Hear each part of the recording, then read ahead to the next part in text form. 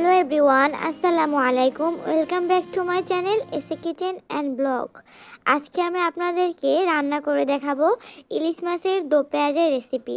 আমরা সবাই কম বেশি ইলিশ মাছ রান্না করতে জানি, তবে আজকে আমি আপনাদেরকে একটু স্পেশালভাবে রান্না করে দেখাবো, যেভাবে রান্না করলে খেতে সবচেয়ে বেশি স্বাদের হবে এবং সবাই ছোট বড় সবাই অনেক বেশি পছন্দ করে। এই আমি প্রথমে মাছগুলা খুব সুন্দর করে পরিষ্কার করে ধুয়ে নিয়ে পিস পিস করে নিয়েছিলাম।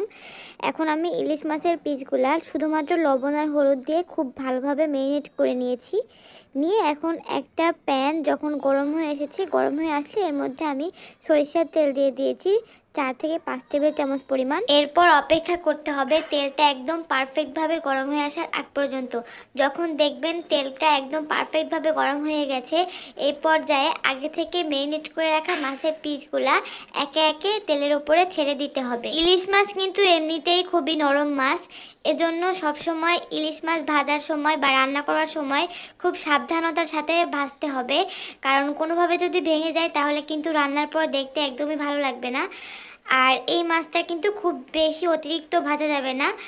আমি এই সাইড ওই সাইড জাস্ট 3 মিনিট করে ভেজে নিয়েছি। অতিরিক্ত ইলিশ মাছ ভাজলে কিন্তু এর নিজস্ব ফ্লেভার নষ্ট হয়ে যায়, যার কারণে কিন্তু স্বাদটা অনেকটাই কমে যায়।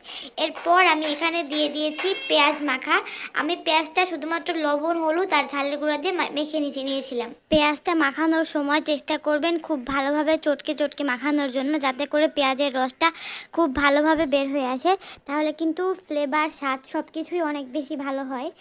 এরপর আমি এর মধ্যে অ্যাড করে দিয়েছিলাম লবণ আর দিয়েছি সামান্য পরিমাণ টমেটো সস বা টমেটো কেচাপ, যে কোনো একটা আপনারা ব্যবহার করতে পারেন আপনারা আপনাদের পছন্দ মতন, তবে চাইলে স্কিপও করতে পারেন। দিয়ে যখন দেখবেন পানি ফুটতে শুরু করেছে, তখন এই পর্যায়ে আমি এখানে ইলিশ মাছগুলা অ্যাড করে দিয়েছি। ইলিশ মাছের পিসগুলো অ্যাড করে দিয়ে আমি এখন পিসগুলো একটু উল্টে দিব, যাতে করে এই যে ঝোলটা ইলিশ মাছের পুরা পিসে পুরা মানে সবটুকুতে মিশে যায়।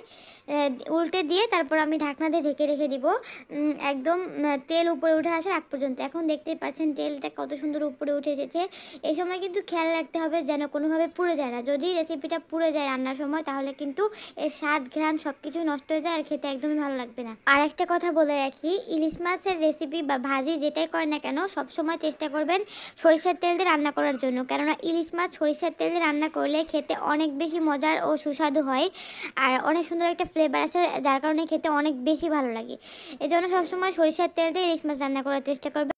সবাই ভালো থাকবেন। আজকের মতো এখানেই বিদায় নিচ্ছি। আল্লাহ হাফেজ। ও হ্যাঁ, আরেকটা কথা, আপনাদের কাছে যদি আমার ভিডিওটা ভালো লেগে থাকে তাহলে অবশ্যই একটা লাইক কমেন্ট অ্যান্ড সাবস্ক্রাইব করে আমার পাশে থাকতে ভুলবেন না।